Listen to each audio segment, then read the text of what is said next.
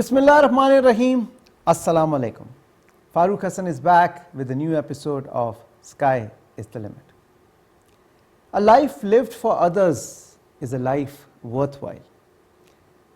Today I am interviewing a guest, a friend, a mentor, a person who has dedicated her life for others. And it's a true honor to be here sitting with Musarat Misbah. I'm sure she needs no formal introduction. She's a beautician, an artist, a social worker, a strong advocate of women empowerment. And today we've managed to catch up with her. And let's get up close and personal with the one and only Musarat Misbah. Assalamu alaikum, Baji.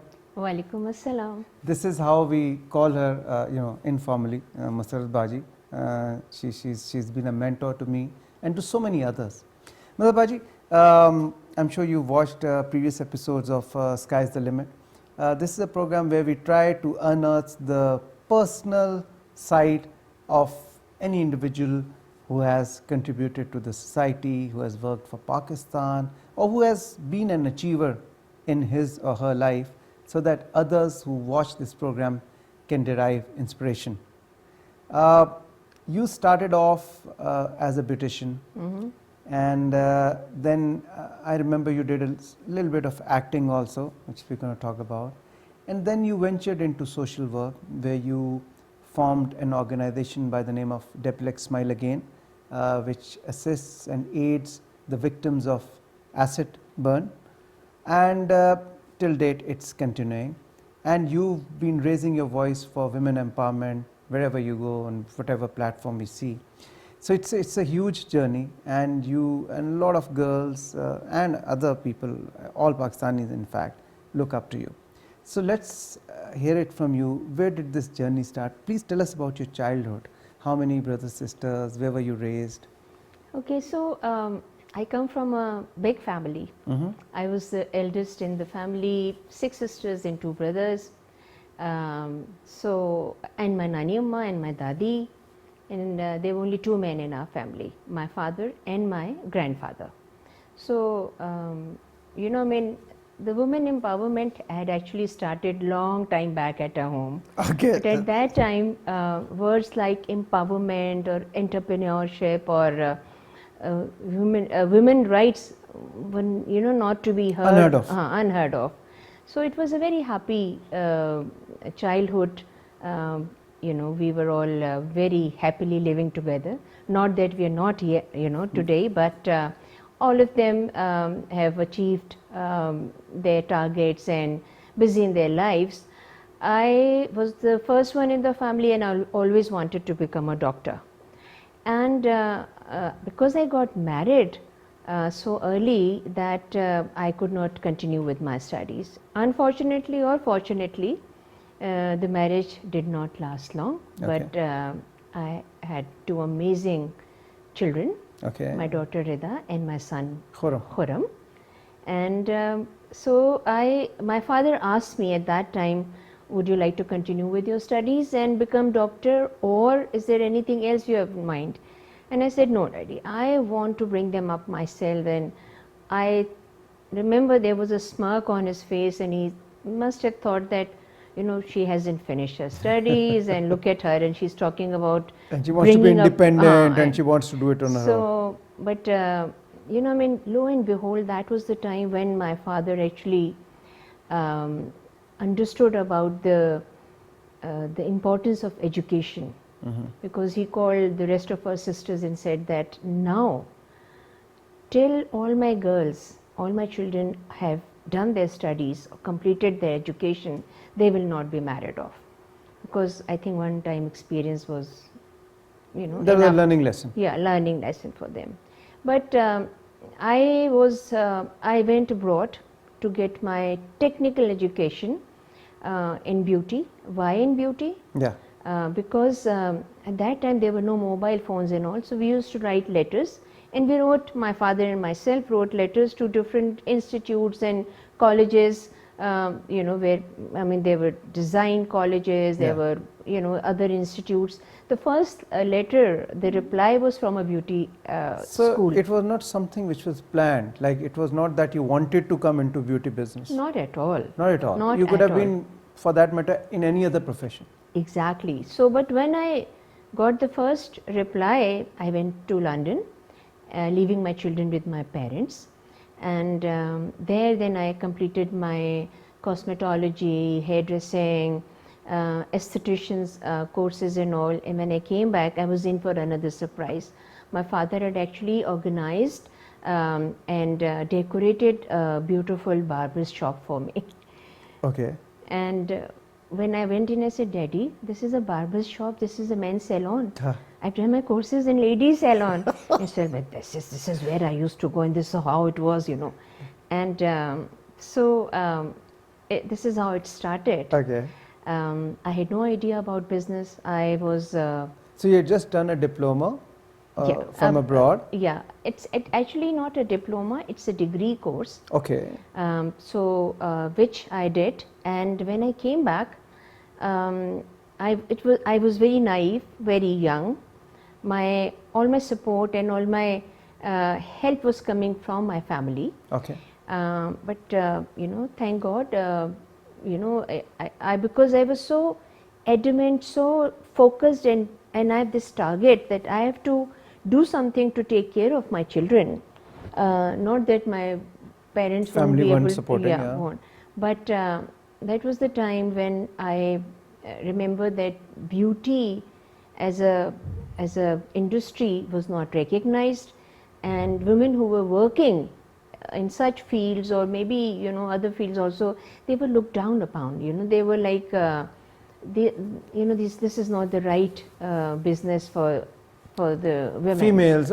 Females weren't encouraged to be in the practical field for that matter. Exactly. At that time. Then, you know, when I still remember that I used to drop my children off to school, and you know, would open up my salon early morning. I mean, school starts around what, 8:30? This was in Karachi or Lahore? Karachi. Karachi, okay. And there was this lady who was my next door neighbor, and she was, I used to say Assalamu alaikum, and she would turn her face. And when I asked her, I said, is there a problem? Is there something that am I an outcast or something? Or something. And she says, yes, because now your kind of women are going to spoil this area. And so she was so, you know, I mean, I was shocked. I started crying. I said, a bit rude for that. Yeah, very rude. And I mean, for me to be a beautician, what does that mean? But, you know, so many years passed, and one day she came in with her daughter and said, train her to become a beautician like yourself. Don't tell me. That was my first achievement. My first hurdle crossed with flying colors. And then there was no looking back, because now after 43 years, I've got 73 plus salons all over Pakistan. MashaAllah. And, you know, I mean, they're all doing very good.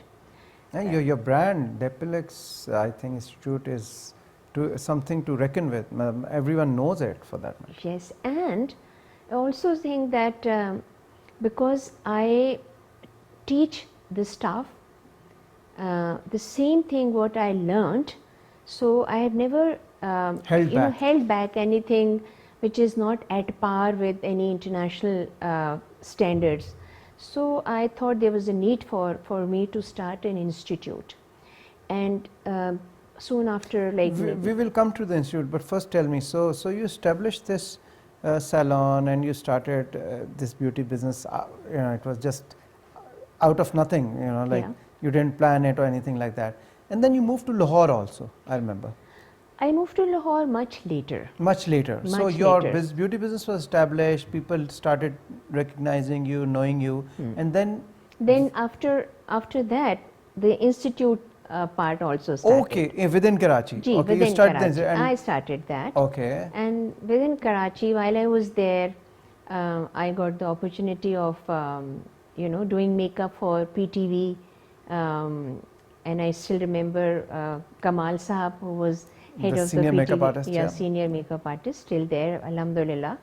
And we were doing makeups for women, for guests who would come for a special program like Tariq Aziz's show or and then I also started with the makeups for different magazines also. That was the first time that the idea of hiring or getting a makeup artist for a shoot, which was at that time not really shoot, but it was more of a interview based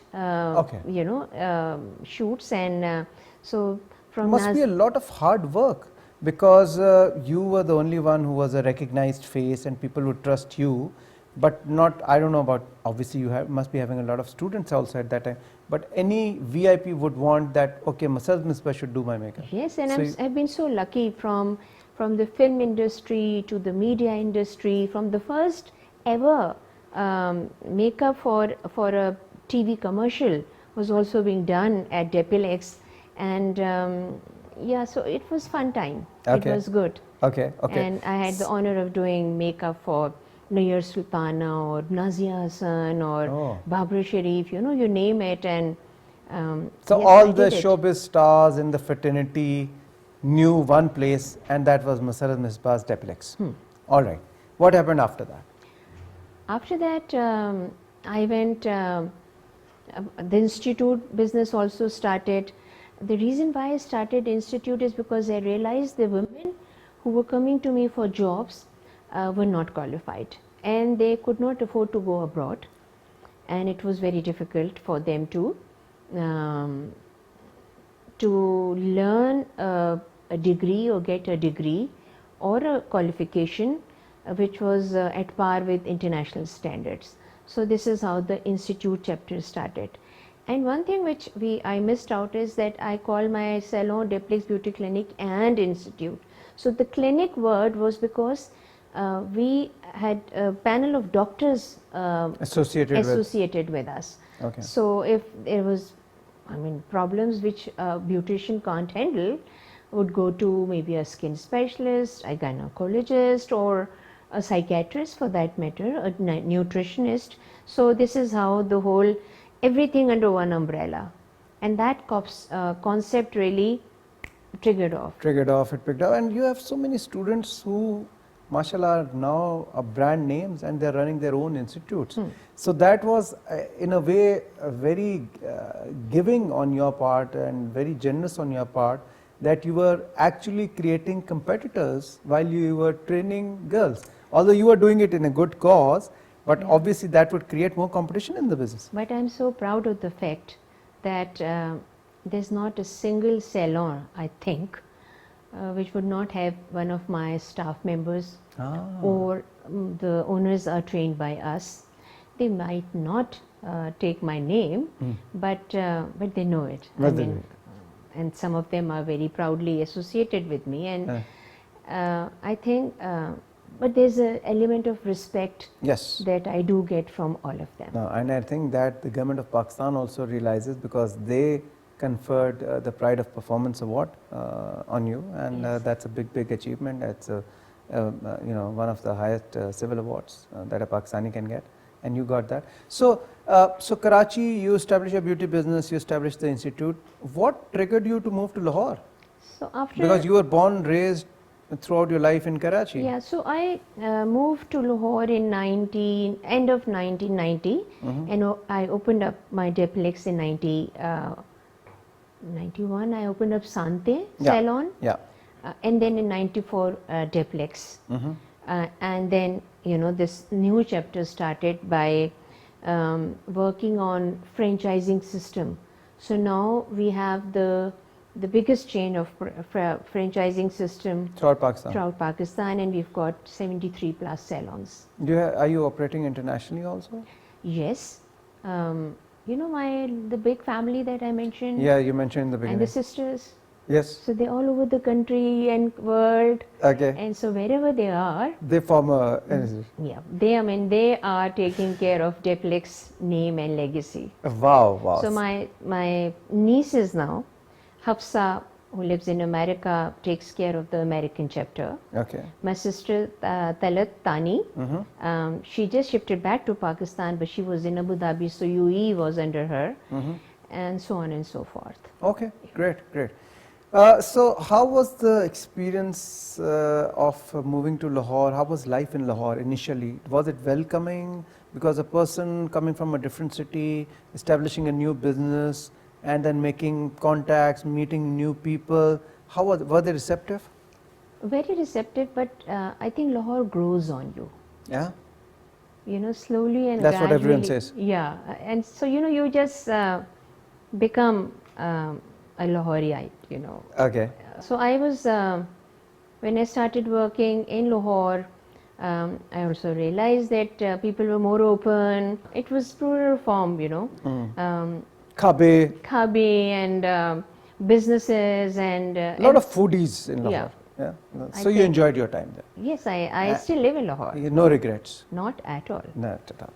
Okay. So this was your beauty, and you know, you just mentioned how you took it to different heights, you know, like where it is right now. I would like to mention that whichever salon that we have opened up in whichever city, from bigger cities to very small cities, like maybe you know, we can Chishtiya or you know, places like that, all the staff is qualified.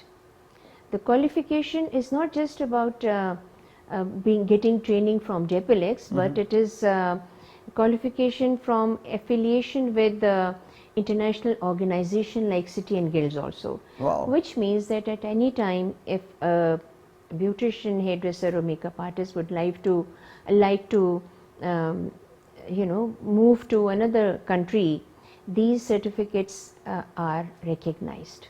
So they do get jobs very easily. Okay, great. So now your daughter Rida, she's all grown up, mashallah, and is she helping you with this business? And actually she's taken over my business. Okay, and I'm sure with your consent, of course. Of course, I'm making, you know, just a long face because I think she's doing a much better job. Okay. She's much more organized. And of course, because the business has grown, I've learned to delegate duties. Yeah. Again, the credit goes to Rida, because I remember one day she tells me and she says, Amma, the day you would learn to say no to people, you will start living your life. And so I've started living my life now. And I think you've taken up one more advice that she gave you. You've become more tech savvy. Now you can operate your tablet and laptop and mobiles more frequently. Well, yeah? Actually, you know, I would say that a lot of it, the credit goes to FAROOQ HASAN also. I remember FAROOQ, that you know, when there was this message you know, on your mobile, on my mobile. When mobiles were new in market, and you know, I used to fix your PIN, personal identification number, and all that. And I would actually call you and say, what is my, you know, and PIN I used number? to access your messages also and read them out to you. I remember Naughty that. boy. So you've come a long way. So Musarat, tell me. So we've talked about the beauty business, but I think you've now expanded it, and you've also launched a makeup line, for that matter, as they call it. Yes. Would you like to tell something about that? Of course. I mean, in the beauty business, of course, there's a lot of use of products, cosmetic, color cosmetics, skin cosmetics, hair cosmetics. So there is a dire need of it being produced for our country, for our people, and internationally also. So I started working on it, and it took me 3 years to learn more about color cosmetics.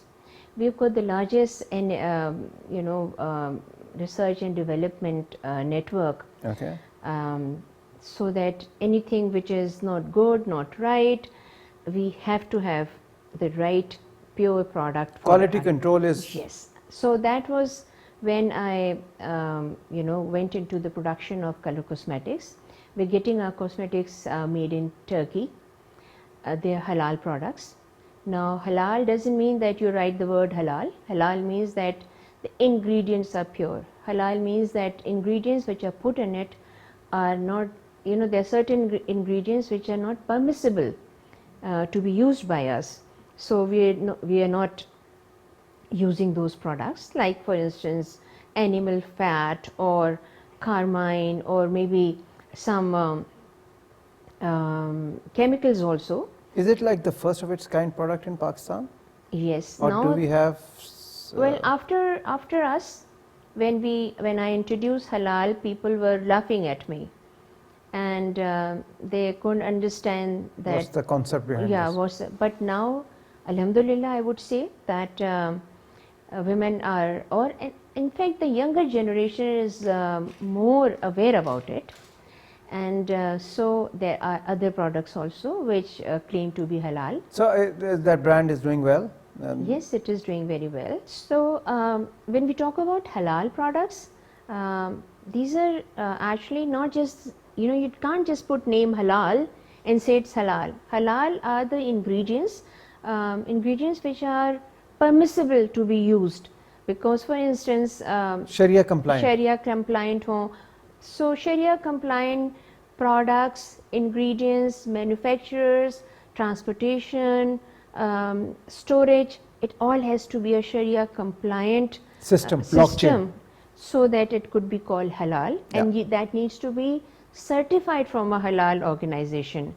So that too we have done from Turkey. Wow. So the cosmetics are doing very good. Okay. Now that when we talk about color cosmetics, from foundation to lip colors to eye colors to eyebrows, and there's a need for skin products also. Yeah. Skin products means to take care of your skin. So very soon we'll be launching a full range of skin products for all skin type, and then perfumes. Oh wow, that's your future plan? Yes, I mean very soon, inshallah ta'ala, because again I would like to make sure that the products which are being produced, used by consumers, have to be, number one, quality conscious hone chahiye, and then of course I have to be, I'll make sure that these are in the range of everyone. It has to be not a very high-end product, but that doesn't mean that the quality is going to be low. Okay. Good quality products. Affordable but quality. Ji. Okay, absolutely great. And so we should be, by the end of this year, we should be seeing the perfumes also in the market? Much before that. Much before that. Yeah. Awesome, that's great. That's great diversification. That's how a true business leader operates, and that is Musarat Misbah. Musarat ji, you mentioned in the beginning that when you came back after studying, and daddy had opened up a salon for you, which was the men's salon, and you objected to that, and you said that I'm not trained for this. But now we see in most of the major cities we have duplex men's salon also. Yeah, because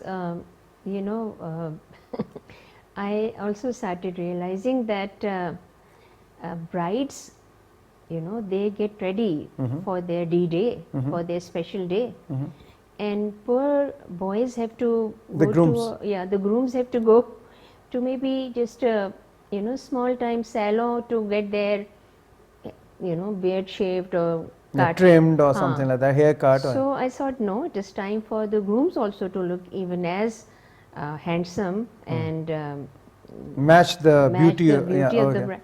So that doesn't mean that they have to do a full makeup, but then there are certain things which men also require, like maybe a skin treatment before their D-Day.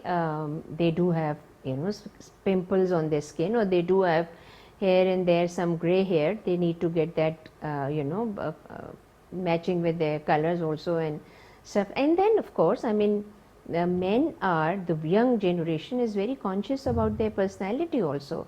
So there was a dire need to open up a men's salon. So we started opening our men's salon, and the best men's salon is actually in Peshawar.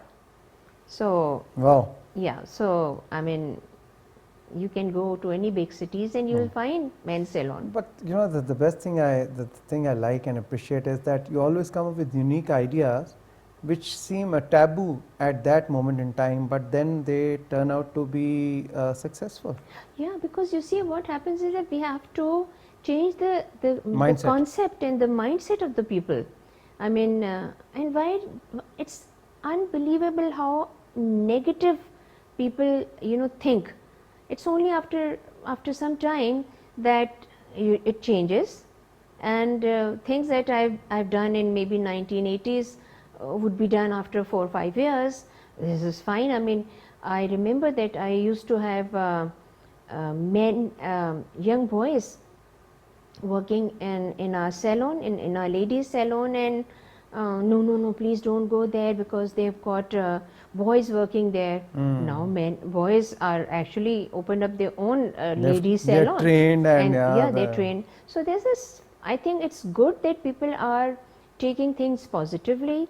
It is also good that there's now, this the concept is changing, and it is not about, there shouldn't be biases about our genders, So let's say that if a makeup artist is good in doing makeup, and if he is a male makeup artist, then why not? Why not? Yeah. So, but tell me. I mean, sorry, but I have to mention this, that we have male gynecologists also. So, or we have, doctors. I think now the world is shrinking, and we have both it's about genders. Professionalism. Yes, working in all the fields. Talking about the problem of unemployment, Mr. Baji, we have somewhat of an issue here, and we have a youth bulge in Pakistan. So tell me, is this there's a lot of stress and focus on vocational training, whereby students are being trained in the beauty business also. You've been part of such trainings also. So tell all the viewers would like to know, is this a profit-making business, or is it a good profession? Like, can you make a decent living out of it? Of course. Why wouldn't I be doing? Why would I not? No, you have an empire, but I'm talking about a startup, a person who learns how to do makeup or haircut. Any person who gets education, basic education and skill education can do better than a person who doesn't have skill education, or maybe not the basic education also. So it is very important that the girls, and especially in my field, it is a very female oriented business, and the men of the family feel comfortable that it is only women that they will be dealing with. So for them to learn this, because it is a viable business, it is a profitable business, as long as you know how to do it the correct way, as long as you're qualified, as long as you're honest to your work. To yourself and to your work, and it works. Great. Mr. Baji, you also ventured into the acting arena. I believe you did a lead role in a serial called Asavri, that was from Karachi TV. Sami Sani, and you were in the lead. How was that experience, and why did you stop acting after that? Okay, so Fatma Suraya Bajia was a very dear friend of the family, and she asked my parents, and my parents said, ask Musarat. And I said, chalo theek hai, kar lete. Secretly you had that desire in your heart that I should act, and not really, but maybe yes. So why after that, why like? Because I realized because I was already doing my business at that time, number one. Number two, it's a very time consuming field where a lot of time is being wasted. I would say that, because I was a person who would always be on time. I would be the person who would always like to see that other people are also there. I mean, and there's no concept of time there, number one. And it was a way, at the time when I did Asavri, with a lot of amazing artists and writers, directors, and they were actually like, let's do rehearsal first, let's do, so the rehearsals would take time, because the other maybe artists are busy, or they would take their time to come. But I learned a lot. I learned, how to speak and how to walk or how talk to face or the camera. sit and face the camera. Where are the lights? Where are the shutters? I had no idea about it. But then those were to me, they were institutes in their own domain. Yes. An amazing PTV team, from writers, Qasim Jalali Sahab, and behind the camera, and then people, Bajia herself. Bajia, my God, she was all the time sitting there. No, do this, this way sentence, and say this way, and then you're not doing this correct, or your hair are not looking. I mean, excuse me. I mean, she was very particular. She was very particular. So, and it was a success. So after that, you never felt the need or desire to? No, because I was too busy in my business. Too busy. Okay, great. But ask me, would you do it again? Well, you just mentioned that you want to do it again. No. That's Musarat Misbah. Her sense of humor is amazing, and always no one gets bored in her company. We're going to continue our interesting chat with Musarat Misbah. Right now, we're going to take a short break. We'll be right back after the break. Don't go away.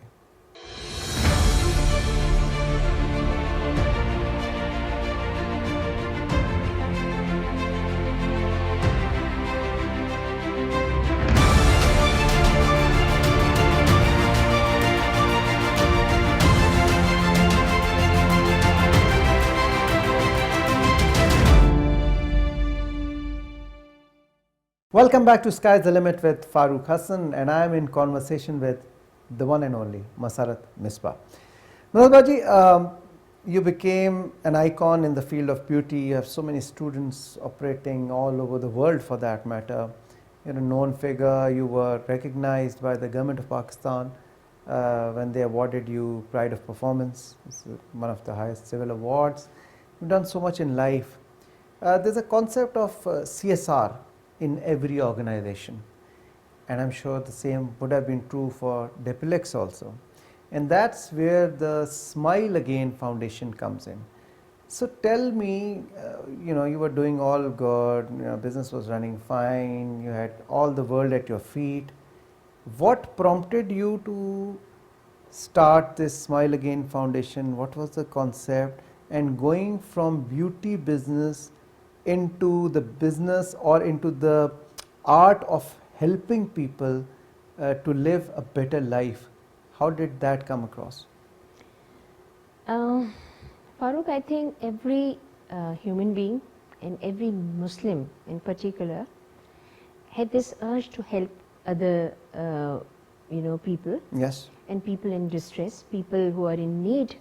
And we, in our own ways, we do give zakat, khairat, sadqat to whoever we come across in our own small ways. And so when my take on this CSR thing is, when you don't have your own problems, then you start looking at the problems around you, for the people around you. And that was the reason, I think, and also I think Allah Ta'ala, choose you to help His, His creation. His creation, yeah. And you're lucky if you've been given a chance to help somebody. And so this was in 2003 that a girl walked into my salon. I was about to leave, and she actually, when she removed her veil, I couldn't accept the fact that there was a woman without a face. There was a young girl who was asking me to do makeup on her face to look better. This face had one eye missing, no nose, neck and chin was contracted. I could still remember, that I was standing and I sat down because I thought there was no life left in me. And I said to that girl, I said, what happened? And she then told me her story and all. And it took me some time to compose myself. And I said, okay, fine, I will help you. And I started calling my friends who were doctors, because there was no way I could do any makeup on her face. And the doctors were busy because it was 7:30 and they were busy, or they were not picking up the phone. And some of my doctor friends who picked up said, bring her tomorrow. And that was the time I, of course, made her stay in my salon, I took care of her, but that was the change in my life. It was a total U-turn. I went home and I prayed to Allah Ta'ala for His forgiveness, that an issue like that, which was prevalent before me, prevalent then, now, and I hope not in the future, women were subjected to all kinds of tortures. And to me, this is the worst form of domestic violence. Throwing acid on somebody, burning women, young girls, by throwing kerosene oil on them. I just couldn't believe it. I cried because I did not see this, and I did not even think about the issue. And I thank God also for all that He has given me and blessed me with. I always say that we never thank Allah Ta'ala when everything is doing good. It's only when things are not doing good, then we start complaining. So it's a time that all of us must take this very seriously, that we must thank Allah Ta'ala all the time. And also after that, when this girl, I took her to the hospital. After 10-15 days, I placed newspaper ads, saying that if you are acid or kerosene oil burnt victim, come to Deplex on such and such date. You put an ad in the newspaper? Ji, in 2-3 Urdu newspapers. Leading newspapers? Ji. Okay. And I was like expecting that I could help 3-4 girls more. But that day, 42 girls walked in. 42 girls from most of the cities in Pakistan. Rural cities? Rural cities, main cities also. Okay. I mean, from Karachi also, Hyderabad also, Okay. Lahore, and then south of Punjab mostly. And I said to myself, I said, Allah Mia, I just asked for 3-4, I can't do 42. I can't manage 42. But Allah says in Quran that He would give you the strength of, if you can. And I mean, He gave me the strength to take care of them. And then after 2 years, I formed my NGO by the name of Deplex Smile Again Foundation. And then I started working for these girls. So for the first 2 years, you were just helping them without an organization, just on a personal basis? Ji, personal basis, asking my friends, my clients. But this kind of treatment, it takes a lot of operation and a lot of cost, no? Yes. I mean, one girl who's been burnt with acid or kerosene oil, she has to go through 25, 30, 35, 40 or more than 40 surgeries. One patient? Ji, only one patient. To look better. I mean, I've got now it's 20 years, exactly 20 years in 2023. I've got 800 plus registered patients. And there are women also, there are children also, and there are some men also. So children are also subjected to such cruelty, because when the acid is thrown or the mother is burnt on fire, if the children are around, they also suffer, Sometimes they survive and sometimes they don't. Women also don't survive. So most of the time, what we do is that we identify the victims. How do we identify them? We are either being called by their family members, or some media personnel would inform us that there is this incident which has taken place, or it is a breaking news on all the news channels. So we go to them, register them. Once they are through from their initial treatments, because it is a criminal case, somebody has tried to burn somebody, kill somebody. So the girls are then, after their initial treatments and all, and so we take them to the nearest better medical facility, and the medical treatments start.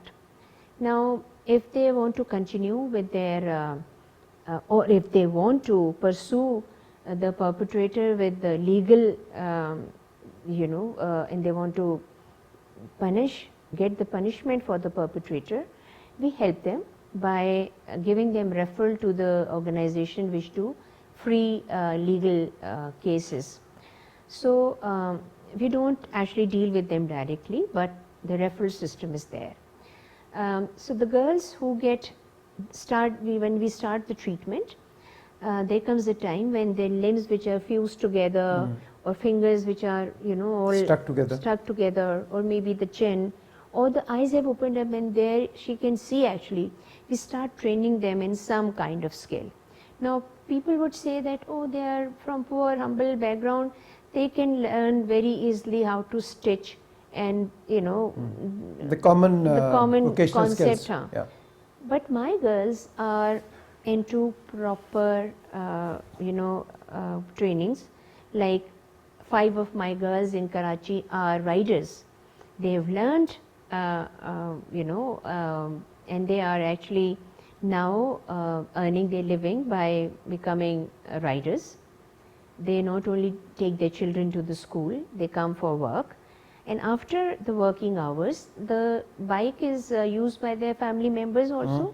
And so one person who's been empowered is actually taking care of the household, and then they become very contributive member of the society. There are 4 girls who have become nurses.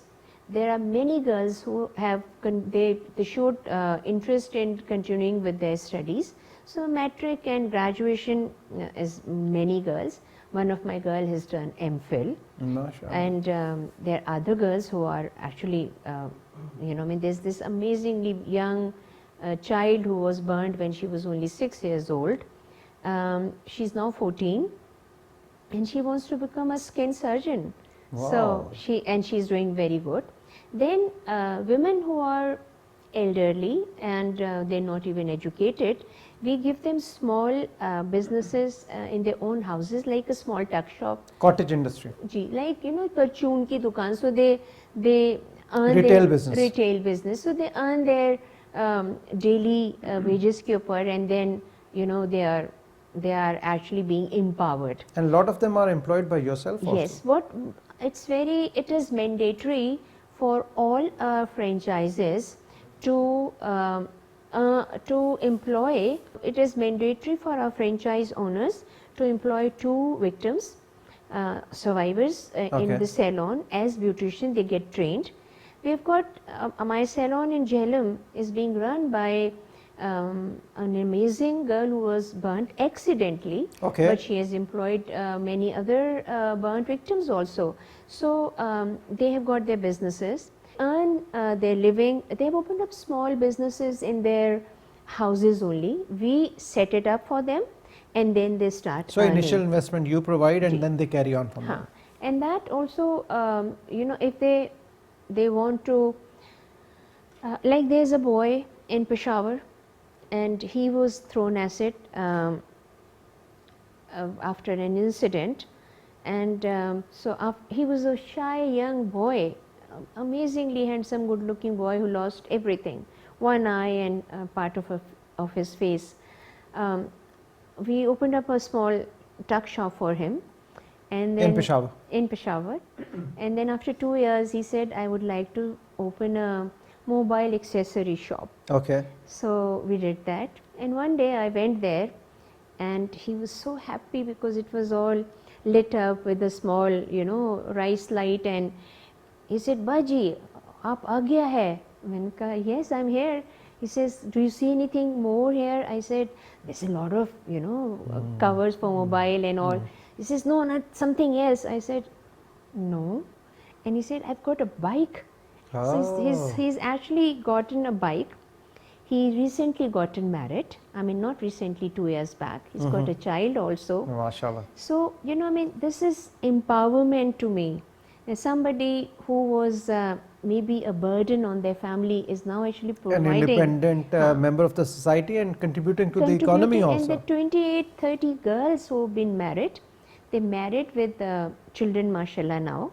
So they are married, and they are married to normal, healthy human beings. Like they're not disabled So not that I'm saying the disabled cannot be married Specially abled, as we call. So they are now happily living, and to me, a woman who was a burden on the family, as soon as she gets empowered, she is so confident, she is earning her own living, she is not a burden on them, and she is supporting also, and automatically her position in the household becomes better. Her standing improves.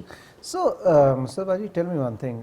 You mentioned that it takes multiple operations as more, maybe up to 30, 35 for a single patient to actually, regain some kind of, physical form. It must be very costly.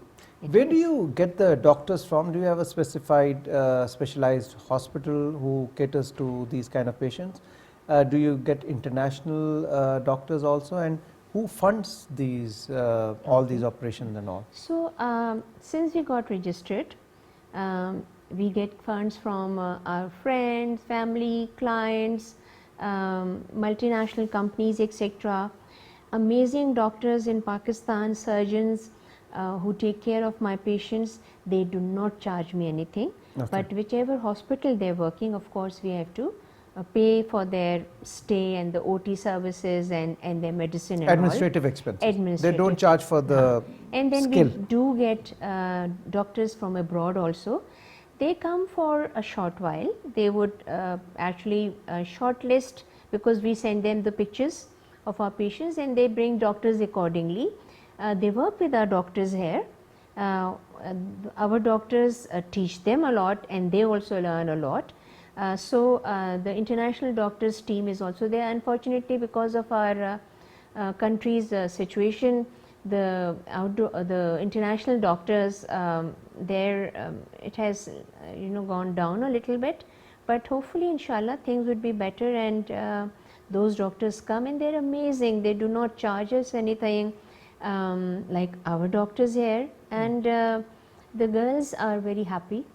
Apart from giving them the surgeries and the treatments and rehabilitations, we do give them psychosocial support workshops also, which means that a psychiatrist or a psychologist also sit with them to help them to make them into healthy mental situation, because when we ask them, the families that they please send them for their psychiatrist or psychologist appointment, they said, well, they're burnt but they're not mental. So that needs to be changed. So we do the way you look at things. Yeah, so we actually do a lot of picnics or group therapies by taking social them out. Events. Social events. They enjoy going out for movies or maybe for shopping and bus tour for the city and all, and with their children. If they are in Karachi, we go to beach and all. So that is the time when the psychiatrist or the psychologist are there with them. Okay, awesome. So tactfully or you manage it in a way that they feel like a part of the society. So this is a registered organization, Smile Again Foundation? Yes, it is a registered. Internationally also. You have donors from all over the world? Yes, we have donors from all over the world, and we are registered with the government organizations here. Okay, great. So, Mr. Baji, I'm sure it's a sense of fulfillment, when someone does something good. And when someone does something good on a large mass scale, as you're doing, it must be very heartening. And there comes a time in your career when the physical accomplishments become kind of less important, and serving the humanity becomes more important. Now that you are in a stage where you've accomplished so much in your life, and your business is now passed on to the next generation, which is your daughter Rida, are you spending more time on Smile Again Foundation? Do you have any further ventures or ideas of enhancing this social service platform? Yes, so business is taken over by Rida and she is doing an amazing job. By the way, my son teaches at Karachi University and in Indus Valley, and he always wanted to teach, so he's happy there. And he's a very good artist, brilliant artist. Yes, he is. And so Rida has taken over, and I have a lot of time for Smile Again Foundation. I'm always there for these girls. I'm always there with these girls. There's a lot to be done, and the lot actually has to be done through the legal aspect, through the lawmaking. We have laws in our country for everything, for animals, for trees not to be cut, for women who have been burnt. But unfortunately, the implementation of the law is slow, and that needs to be worked on, and we have to raise a voice against this violence. It should be stopped. There shouldn't be a single woman or person or a man or a young child to be burnt by, and with such atrocities, by somebody who don't like them. It's a rage crime at times. Yeah, but absolutely, I totally agree with you. And also, I think maybe we can say that it's lack of education, but we need to learn a bit more about our religion also. Right. Because in our religion, a woman has given every right, and there is a respect for women in our Quran and religion, and let's work on that also. Yes, absolutely. We should all say no to violence, and any person who's a victim, who suffers from any such crime, violence, should report it, and there are organizations which are there to help you, and Smile Again Foundation is one of them. Musarat Baji, it has been an absolute pleasure talking to you. Thank you very much for your time. I wish you all the best. Thank you. May your institute rise further. May your new ventures also grow, and may this noble cause that you're working for, it reaches new heights. Thank you very much for your time. Thank you. With this, we come to the end of our conversation with Musarat Misbah. I hope you enjoyed it. Inshallah, I will be seeing you in another exciting episode of Sky is the Limit. Till then, Allah Hafiz.